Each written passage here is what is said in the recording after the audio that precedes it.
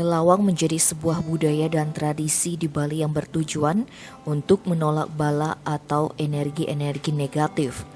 Pengamat budaya Profesor Imade Bandem mengatakan, tradisi ngelawang telah dilakukan sejak zaman kerajaan Bali kuno.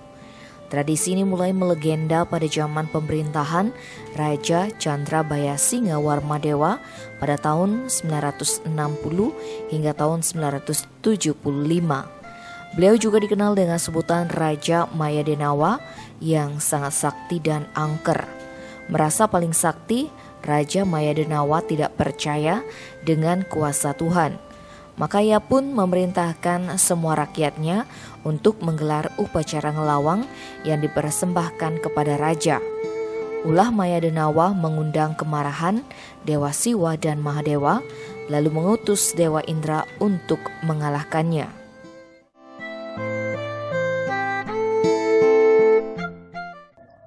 Tradisi ngelawang yang berada di Bali ini merupakan suatu tradisi yang sudah cukup lama. Bahkan di dalam literatur kita baca bahwa ngelawang ini sudah berada pada zaman raja-raja Bali kuno. Kita mengenal seorang raja yang gagah berani dan sangat sakti angker bernama Candrabaya Singa Warmadewa. Jadi pada waktu itu beliau memerintah tahun 960 sampai 975. Dan beliau sering disebut sebagai Raja Mayadanawa gitu. Nah, sampai sekarang semi sejarah atau legenda ini terus kemudian dikenang sebagai turunnya Kala Tiga Ninggalungan gitu. Jadi karena Mayadanawa itu kan diiringi oleh Kalowong dan Kalomong. Lalu kemudian inilah disebut sebagai Kala Tiga Ninggalungan yang memiliki kewenangan untuk mengganggu, merusak bagi mereka-mereka yang tidak melakukan upacara. Karena raja ini kan tidak percaya dengan agama, tidak percaya kepada dewa, betara, lalu Tuhan. Karena beliau sakti kuat sekali, jadi beliau itu merasa seperti dewa sendiri. Untuk apa kemudian membuat upacara keagamaan untuk para dewa dan betara. Jadi diminta semua masyarakat supaya sembahyangnya ngaturan banten itu kepada raja ini. Nah, pada waktu itu akhirnya kan Betara Siwa, Betara Mahadewa marah lalu mengutus Betara Indra untuk mengalahkan Mayadenawa ini. Itu sejarahnya ada, legendanya ada. Nah, kemudian kan tradisi ini itu dianggap kemenangan antara Dharma dan Adharma gitu kan.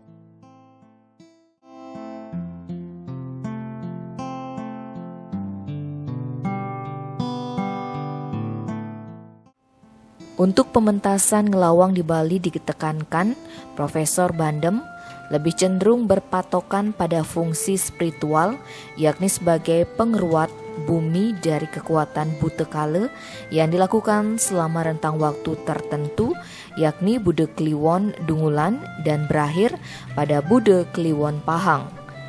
Tradisi ini dikenal sebagai turunnya Kala Tiga Ninggalungan yang dipercaya dapat mengganggu manusia yang tidak melakukan upacara ngelawang. Ngelawang dalam budaya Bali tidak boleh dilakukan setiap hari karena kegiatan ngelawang di Bali identik dengan aktivitas ritual keagamaan.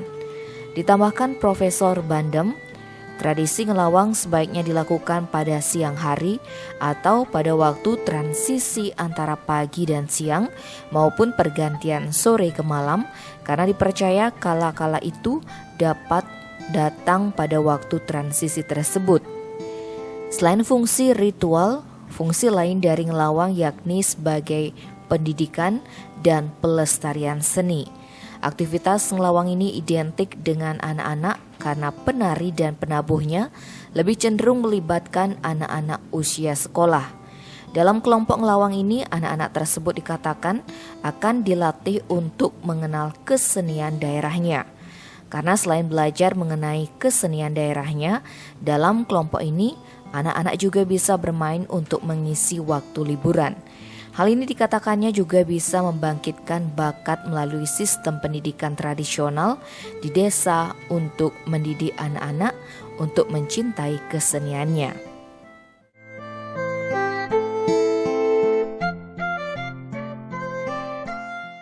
Dan ini selalu dilakukan pada waktu upacara Galungan dan Kuningan gitu.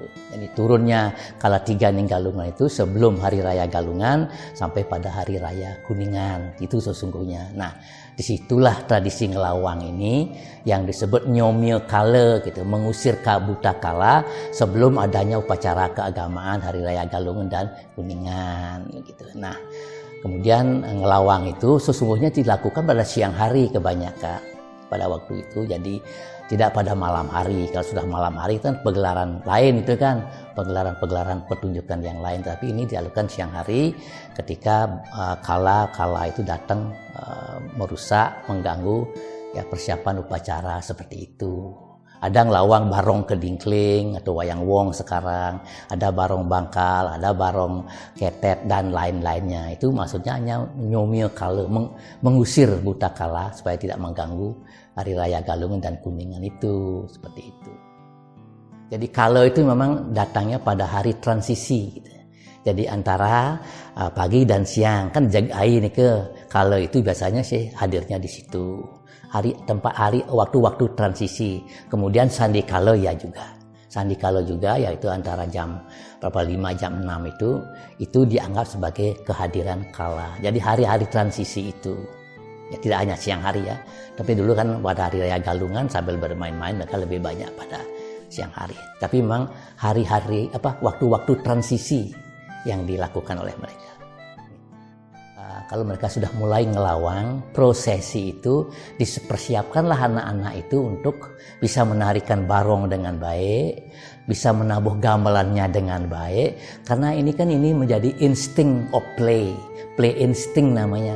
Dari bermain-main, memainkan barong-barongan itu, barongket, barong bangkal, bermain-main itu bisa menumbuhkan seni yang serius nantinya, seperti itu. Jadi oleh karena itu, memang anak-anak yang akan melakukan ngelawang ini, ya, ini seharusnya memang dapat latihan yang baik gitu, supaya ada keterampilan mereka meningkat setiap mereka melakukan pengelawangan. Jangan sembarangan, nanti tidak ada hasil pendidikan jadinya, karena ini kan menyangkut juga pendidikan karakter dan pendidikan kesenian sesungguhnya gitu, dari insting bermain itu gitu. Dan itu intinya seperti itu. Ya. Tidak jarang juga nanti barong-barong yang digunakan untuk kepentingan prosesi itu, ngelawang itu menjadi barong sakral nantinya. Dan anak-anak menjadi penari barong yang hebat dan bahkan memenangkan kompetisi. Jadi oleh karena itu perhatian masyarakat, perhatian orang tua, perhatian kakak-kakaknya di seke itu harus benar-benar menjadi perhatian sungguh-sungguh. Baik dari aspek pelatihan tarinya maupun kemudian pada waktu mengadakan pementasan itu. Anak-anak itu kan kalau sudah ke jalan kan senang sekali bersorak-sorak, tidak memperhatikan hal-hal keamanan biasanya. Ini yang penting diperhatikan ke depan gitu.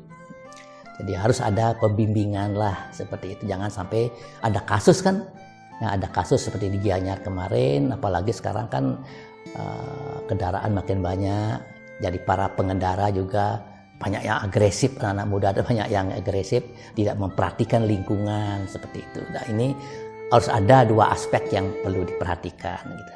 Jadi aspek keamanannya mungkin kabupaten ya kota yang memiliki